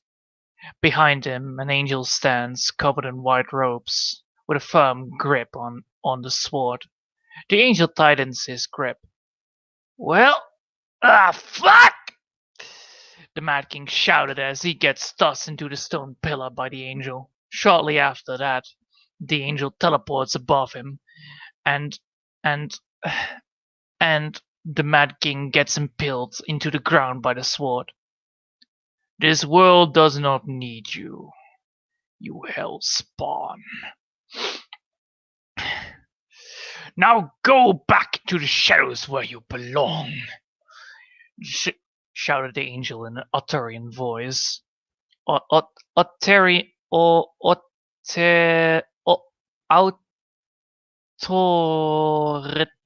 voice. There you go. As he sets his sword ablaze, a terrifying scream starts to come out of the Mad King. As his body starts to shake and shiver, the king tries to desperately to remove the sword from his body. But it gets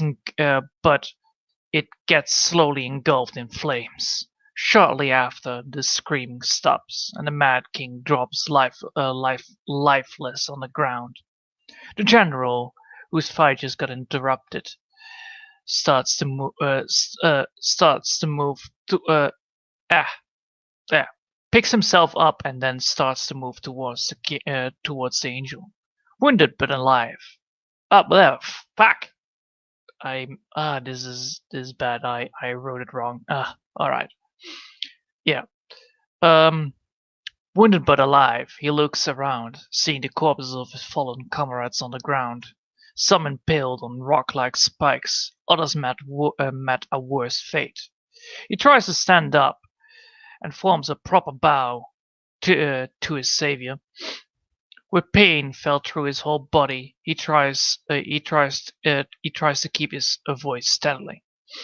Thank you for saving us from this madness. The angel looks the general up and down. Indeed, this creature had to be brought down, or else chaos would have been released into this world. I advise you and the rest of your men to burn this place to the ground. Leave the corpse at its place as a symbol of this glorious victory for this world. The general nods and leaves the church. After some time, he rallied his remaining troops in the city center. As the sun goes down, a beautiful fire is seen as the city of the Mad King is engulfed in flames. Many gather to see the sight at the foot of the mountain, where the army sets up their camp at night. Songs were played and many enjoyed the view of their victory.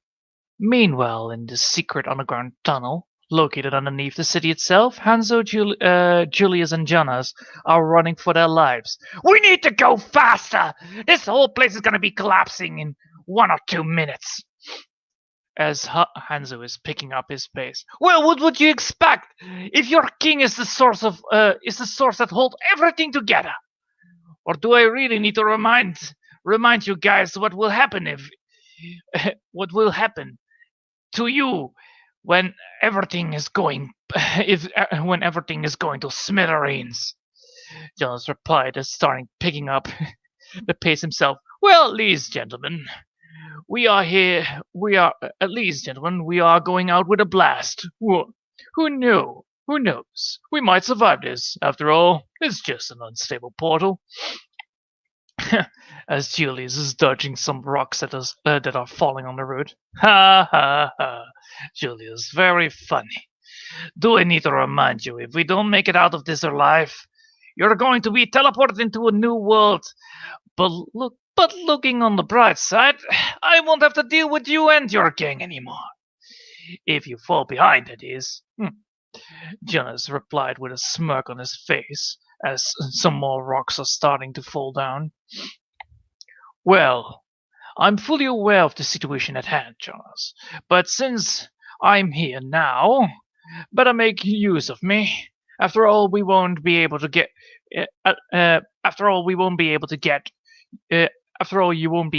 your revenge on me if I'm gone. And I'm a true gentleman when it comes to business, that is.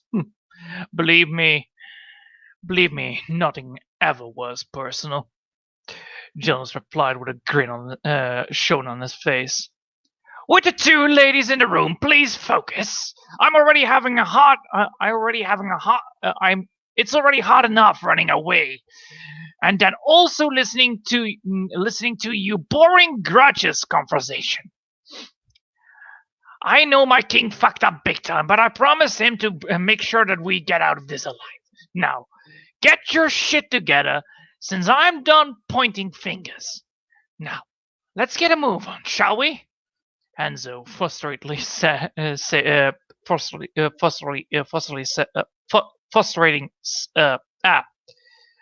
Hanzo looks frustrating, but as his speech is finished, he looks back, seeing Julius and Jonas finally agreeing with each other.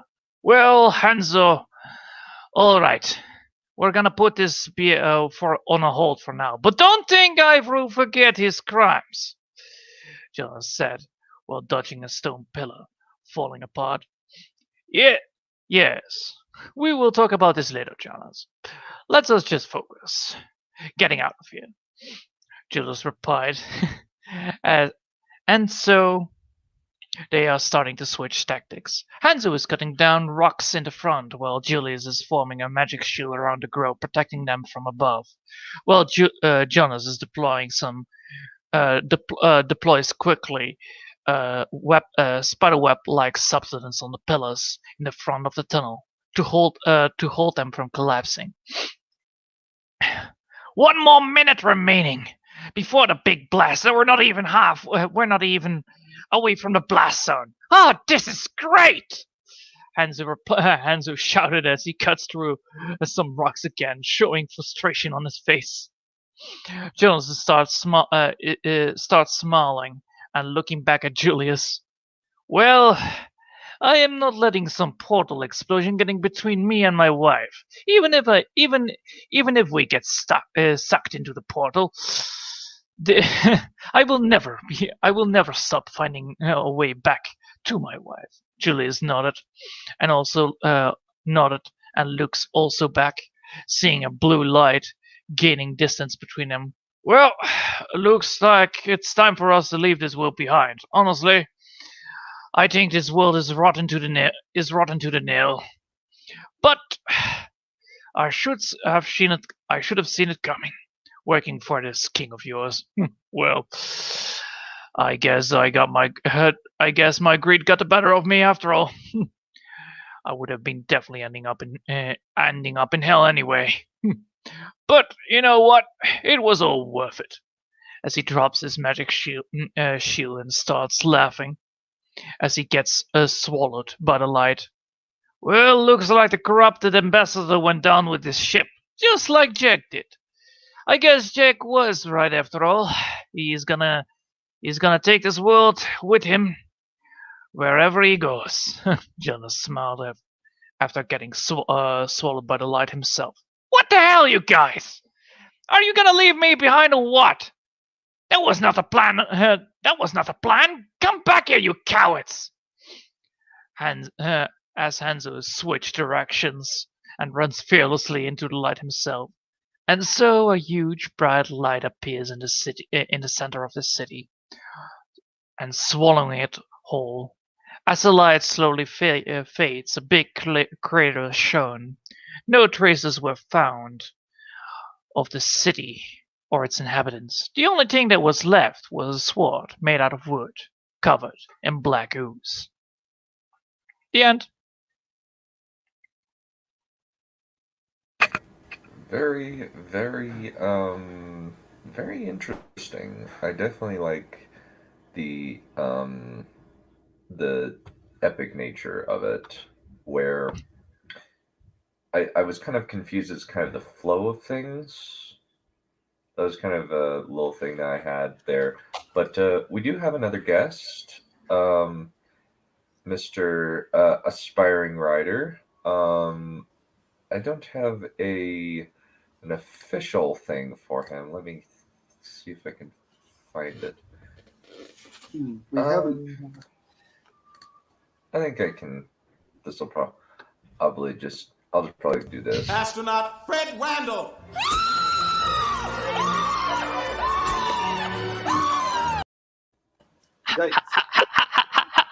Okay. Greetings. Yes, sorry I'm late. Class ended a little early, so I was able to join in. I couldn't leave you guys hanging without me. That's good. We weren't quite finished with Johan yet.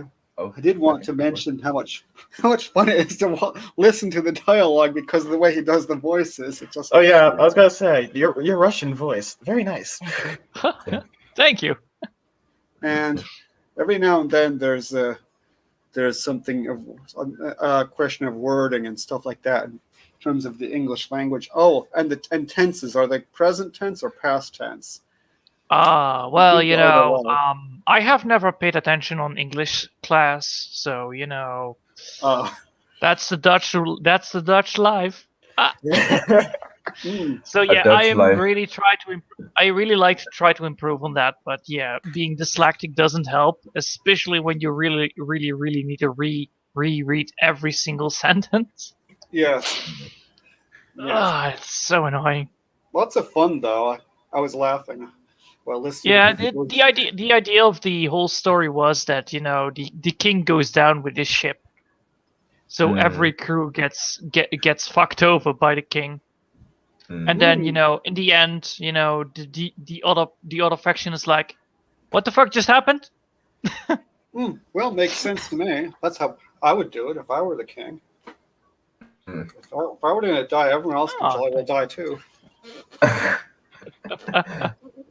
We already have an offer for someone to edit for you. Sorry? Someone's already offering to edit for you. Oh, thanks, bro. I will ask you then to take a look at it. Remind me never to abdicate and crown Balerion king. Oh,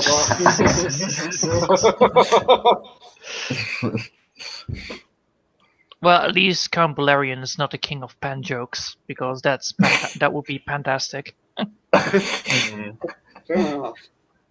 Well, you are the Lord of Pans forever and ever.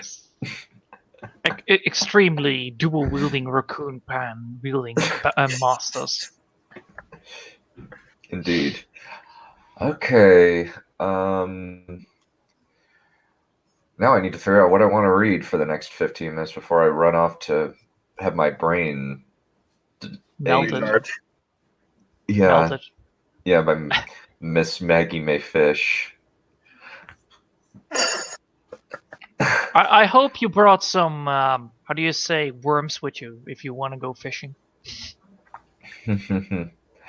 Well, thankfully this one is less crazy than most of her other ones.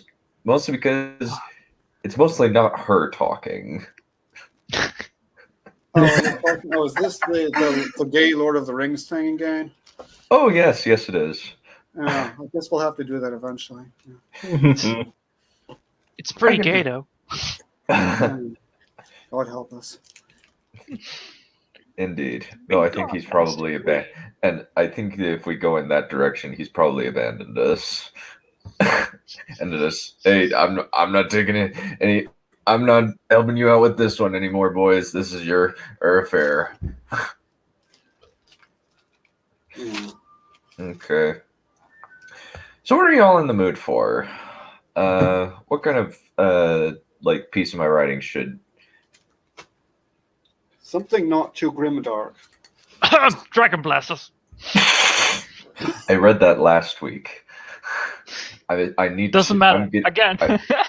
I'm getting to the point where I need to really punch this stuff up. Like I'm just re-looking at it. I'm just like, oh, this needs some more work. This needs to be more funny. Yeah, last week was. I guess I could do a perfectly sweet romance scene, I guess. By sweet, do you mean wholesome? Depends. They're step siblings. Say wholesome. Are we talking wholesome and done in the same sentence? No comment. Well, I done and guess wholesome not fit together. Afterwards. Yeah. Don't mind me. I'm just gonna pick up some popcorn. Okay. Let me grab. Love triangles everywhere. Oh no.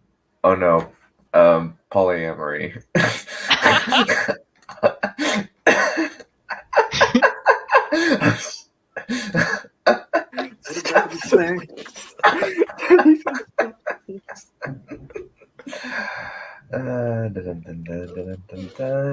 No, you're not going to do that one this time. No. I am not going to do the threesome now.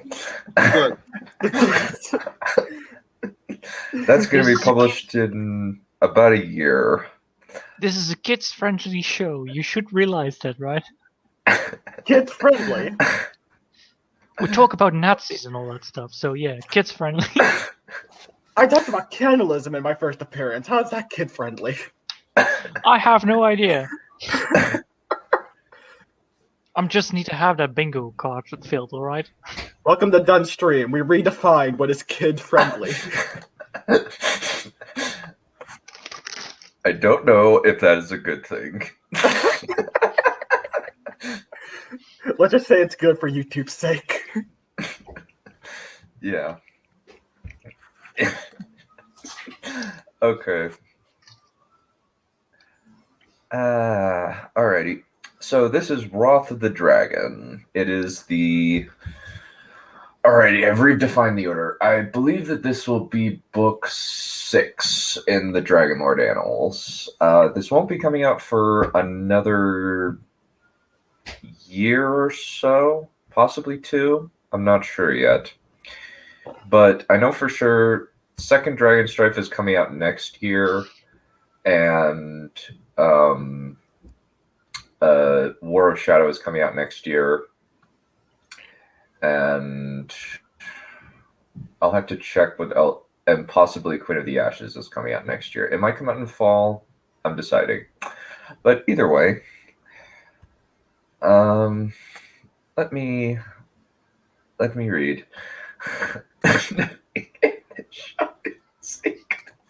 Aw, you're just a hater. And if you don't like it, no offense, but you have boring taste, and I don't want to be friends with you. Oh, that beautiful line. Nothing of this show is a good thing. Yeah. Not even me. Yep. That's what she says. Yep. Yep. I thought you were inspiring. Yeah. Yeah. Alrighty. Alright. Bright green eyes, narrowed in concentration, Magor, son of Aemon and Kaylee, lifted his knife and started carefully carving at the piece of wood. He'd only started practicing the skills, so his first few attempts were quite crude and lumpy. A knock on the door caused Magor to lose focus at a critical moment. The whittling knife bit into Magor's thumb, the sharp blade cutting into his skin. Muttering a few of the oaths he'd heard from stable boys, as he put his thumb in his mouth, more in shock than pain. "Come on," he called, cleaning the knife and setting it aside. His tongue was still suffused with a metallic taste of blood as he opened the door. Despite the bad taste, his mouth closed to the roof of his mouth when he saw who was on the other side. His younger half-sister, Rhaenyra, was 18, just barely a lady, and she was beautiful. Soft olive skin and even softer deep brown eyes, her long black hair rolling down to her shoulder blades. She wore silver embroidered red silk, high-necked with a noble slip exposing her cleavage in a very sultry fashion. Guilt swelled inside Magor about how his head grew foggy and his tongue seemed unable to form words when he looked at her. You shouldn't feel this way. But he did. "Hey, Magor," she smiled up at him. "Hey, Ray," he said, and feeling warm inside as he looked at her. "So, you're leaving soon," she remarked, patting his hand affectionately. "Yeah," Magor swallowed, feeling his height more keenly because of how much shorter than him she was. He was taller than all of his siblings, except his older sister Alyssa, towering over his mother and Rhaenyra's mother Alyra. The size difference wasn't as enhanced by the fact that he was far wider in his chest and arms. Whenever he interacted with any of his siblings, especially his heavily infirm older brother Gaheris, he felt like a giant. "It's going to be good." She patted his shoulder. "Don't worry, Uncle Bane will teach you how to be a soldier and stuff." "Yeah," Mayor whispered. He couldn't say it. He wanted to, but he couldn't. Rhaenyra frowned. "Is that all you can think to say?" she asked. "What do you want me to say?" he asked. Rhaenyra shrugged. "I don't know. Just something other than... yeah." She made a face. "You can be more creative than that." "I can't talk while I'm around you," he thought, feeling his shame as acutely as the carving knife. "But I want to be around you because I feel good when you talk to me. I wish I weren't leaving." he said slowly. I wish I could stay here with you and the rest of the family. The last was an afterthought. Now that Alyssa was married and off ruling ruin with her husband Lewin, and especially now that Lyra, their daughter, was 8, they couldn't visit the capital very often. So that left Garrus and his wife Elaine and their 4 children, especially since neither one was a dragon rider like Maegor. Rhaenyra smiled, which made him both elated and shamed. I'll miss you too, she remarked. You leave in a couple days, right? That is correct, he sighed. And you're going to stay here. Should he tell her? No, it would just... Wasn't true. Thinking so soon, might we go on a trip together? Just the 2 of us, she added. On Catastros, I'm assuming. Maegor took a deep breath. She nodded. Okay, well, come on. It'll be fun. She offered her hand. Slowly, Maegor accepted the hand and let her jump Liba firmly, leading them through the halls toward the closest dragon landing balcony. She was there standing side by side on the balcony. Maegor slipped into the mind of his dragon. Catastros, can you land on one of the larger balconies on the large side of the castle? I'm coming, little brother.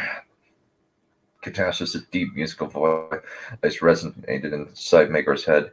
Interesting. I smell your sister in your thoughts. Half-sister, Maegor corrected. Same difference. The old dragon seemed to yawn. Well, I need some exercise before our long flight in a few days, so why not? A loud roar announced the coming of the enormous black dragon before he glided down to their balcony. Even though he was large in both height and breadth at the chest, Catastrophes made even Maegor seem small. The enormous black dragon towered over them, the very image of Vagar the Black Terror. His jaws wide enough to swallow horse and rider whole and still have room. His dark, bat-like wings were larger and wider than the sails of even a great ship when fully unfurled. His large triangular head was topped with 2 curved horns, and his wide maw held rows of serrated teeth. Fearlessly, Rhaenyra smiled and started caressing Catastrophes' muzzle as she handed him a hunk of cooked meat that she'd hidden in some sort of satchel at her side. Oh, yes, the dragon remarked, delicately taking the meat between his lips and throwing it in the air so he could smash it up. Ah, perfect, he purred, nuzzling her face affectionately. Maegor scratched his dragon's head, smiling at Rhaenyra's bravery. You said you were full, he remarked. You said you'd eaten your fill. I always have a room for a snack of candied venison. Catastrophes lowered his head to allow them to climb into the saddle strapped to his back and shoulders. Come on, you 2. Let's fly.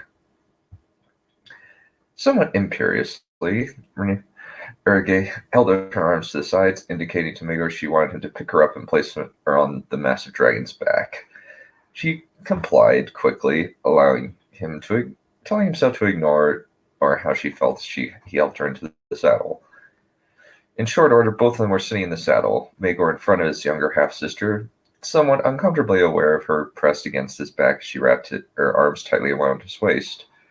You ready? He asked. Yeah? You? For answer, Maegor mentally urged his dragon to spread his wings and take off. Roaring joyfully, Catastrophes leaped over the side of the tower, midnight wings spreading like curtains of shadow over the castle. Sentries only flinched slightly as the dragon spread his wings and ascended rapidly into the air. Rhaenyra laughed joyfully as Catastrophes twirled and twirling and writhing in the air. Show off, Maegor thought toward his dragon, not chidingly, just affectionately. Catastrophes purred and swished his tail in appreciation of the compliment. Where do you want to go? Maegor called back to Rhaenyra. She thought for a moment. That way, she pointed toward the plain just in front of the Yggdrasil forest. Let's go to that forest. All right, hang on. Maegor gripped the saddle horns in both hands and urged Catastrophes forward. The black dragon banked in the air, turning toward the forest gracefully. In a few minutes, they were soaring above the forest. Catastrophe's midnight wings brushing the treetops. There! Rhaenyra thrust out her hand. See that waterfall? Inside the clefts in those small mountains? Maegor nodded and had his dragon glide down near the entrance of the large open-roofed cave. Inside the open cave flowed one of the most beautiful waterfalls he'd ever seen. The light of the setting sun reflecting off the water and creating a rainbow of dazzling colors. Below the waterfall was a large pool of clear water, which made a stark if beautiful contrast. I think I've heard of this, Maegor remarked as he slid off his dragon's back and helped his sister down. This was once a way station, issued for Numenorian rangers during the days of Megara. Though a few times since it was abandoned, bandit brotherhoods have used it as a hideout. Want to explore? Rhaenyra hiked up her skirts and ran into the opening of the cleft in the rock. Catastrophe gave him an affectionate nudge with the tip of his scaly muzzle. I'll go up to the top. Make sure you're not disturbed. Thanks. Maegor gave him a scratch under the jaw and ran after his sister. Hey, wait for me! He called, noticing the fringe of her dress as she rounded a corner inside the cave. His long legs carried her up to her, thankfully, and once he saw that she had seen extended behind the waterfall. A set of steps, dry as bone, despite the water directly in front of it, stretching upward into the mountain. They exchanged looks. Rhaenyra smiled first, then Maegor returned the smile. Eagerly, they rushed up the stairs, shoes smacking against the stones. They didn't have to go far before they discovered a veritable garrison house inside the cave. And a large common area with a hole in the wall, all to look at the back of the waterfall. Wow, they whispered, assured in unison as they stared at the rippling colors of the waterfall. Amazing, Maegor remarked, reaching a hand to dip into the cascading water. So, Rhaenyra fiddled with the ring on her finger. Do you think you'll be away long? 2 to 3 years as usual for a wardship, Maegor remarked, shaking the water free of his hand. At least with Uncle Bane. So, that's something. At least I know him. That's good. She kept fingering the ring on her finger. Do you know if Father has arranged anything in terms of a marriage with Cousin Sarah? Maegor gave her a surprised look. Dunno. Why would you ask? She swallowed. Then it all came out in a rush. Maegor, would you court me if I wasn't your sister? Is this a dream? Was the only thought that could go through his head. Yes, he admitted quietly. Why? What is it, Ray? He took her hands, his large palms following hers. Tell me. I'm scared, Maegor, she whispered. Her eyes went down. I don't know who feel comfortable with anybody who's around. She looked up. Except when I'm with you. Maegor shifted his fingers to place it against her wrist. Her pulse raced at his touch. We're siblings, he said quietly. Half siblings, she corrected. Maegor, I don't care that we share the same father. I want to be with you and only you. I don't know how that would work, Maegor muttered, mind still in a daze. You and me, it seems. Maegor, I want you to kiss me. He cut him off. Please shut up and kiss me. I don't know. She cut him off by kissing him full on the lips. For a moment, Maegor resisted. Then he gave in and reciprocated her feelings. Okay. Kaylee watched her son and her niece fly away on Catastrophe's black through like a pair of stray birds. She'd keep their secret for now. Eventually, Aemon would tell Maegor that he wasn't his actual father. Perhaps marrying the two could mend some of the rifts left by the Civil War left 19 years ago. And that's the end.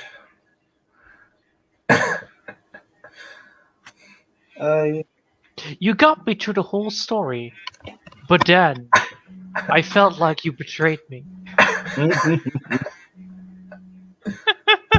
Just. But it is good if you don't consider them to be siblings. No comment. I like the wood chopping scene. Okay, definitely uncomfortable. I can see that. No shit. Like, I'm a emotionally numb person at times, so I don't care necessarily. But I'm Those just like, bastards lied to me. It's why? nobody knows that nobody knows that they're just step siblings. They just think that they don't realize that they're just half sibling. They're step siblings, not half siblings. So it's like Game of Thrones then. I see. Yeah, like here's the thing. I can maybe understand it, seeing as the values at the time probably allowed this. If they didn't, then how the hell are they getting away with this? Well, technically, it was always in this time that such things could happen. Definitely. Yeah. So it was a common thing. Why those two? They don't fit in my mind. She has a point. Why? I don't know. I just decided to do it. Like, I put incest in my book before, though I did quickly remove it because I'm like, no, this does not fit. Well, it kind of depends. Like, thankfully, this isn't like blood incest. They're just step siblings. Oh, yeah, thankfully, that makes it better. That does make it better. They don't know that they're just step siblings. That since their dad covered it up and said like, oh, he's my son, to kind of cover up for some stuff. Okay, so in practice, they're siblings then, because they've been brought up to be siblings. So in practice, they are. I don't. Well, it's not actual incest. That's the thing. At the very least, that is not actually what's happening. But I don't know.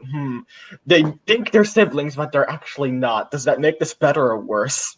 They're brought up to be siblings. If you're brought up to be siblings, then you're siblings. Well, thank God the children did not see this. Yeah, well, no children are watching this. Did. Remember the golden Yeah, no comment. Yeah. Yes. I guess if they think they're siblings, then is it just as bad as they were actually siblings? Yes. Yes. Yes. Oh, that's a good question to ask. Their kids won't be retarded. Yeah, their kids will be retarded. That is the main problem with siblings. But they're not actually siblings, so they won't be retarded. No, they will be. Technically, they will be. So therefore, it is actually a very bad situation. Why would they technically be? Because they're technically related. No, they're not. They're step siblings. There's no blood relation. As far as they know, they're related. It's the same thing. If you think you're related, then you're related. Yeah, okay, But it's the same thing for everything but genetics. It's the same thing for why it's wrong, but for the actual ancestral, your kid is going to start going insane like fucking Targaryens, that's not actually going to happen. Indeed. Sweet Home Alabama music is playing in the background. Yes, the social implications are icky. Yes. Yes, they are. Yes. I will concede that. I'm not defending Yes. anything. Oh no, it's. You better I totally understand that this is bad, that this is weird, but I just decided, hey, you might better be not interesting. sneak that on us. Why is it that you've one-upped all of the dark shit I've put in my chapters in just one fell swoop? Oh, you hadn't read last time. I described horrible things happening to to horrible things happening to the human body in a very quick amount of time. What kind of things? Torture? Disease? We don't need to go into details. I'm not asking details, I'm asking general. Well, you know, mostly like, magical weapons of mass destruction where somebody opened a portal to the sun and pulled a piece of it down and nuked a city with it. Holy. What in the hell did I miss? Yeah, I just watched last week. And I also described bodies exploding, plants growing out of people's bodies, that sort of thing. That wasn't last week. That was the week before. But done. Yeah, the week before, yeah. That kills people. I know, exactly. You killed people. Yeah, a lot of creative ways of killing people were used in the chapter. It's an hour-long reading, but yeah. I never thought of nuking someone with a piece of the sun. Yeah. I've always imagined throwing people into the sun, but never nuking them with it. Yeah. You know that village that was supposed to be there? Well, I don't remember it either. Yeah. It went all up in smoke. Mm-hmm. Yeah. Yeah. Yeah, it required a lot of power in order to just bridge the gap between Earth and the sun, but then she was able to pull a large section of the sun and just drop it on a city and nuke it. Bagatelle. But at least it got a beautiful flower instead. Alrighty. Well, I gotta get going to Smudcast. Thank you all for sticking around. I will see you guys later. Bye. Have fun. Bye.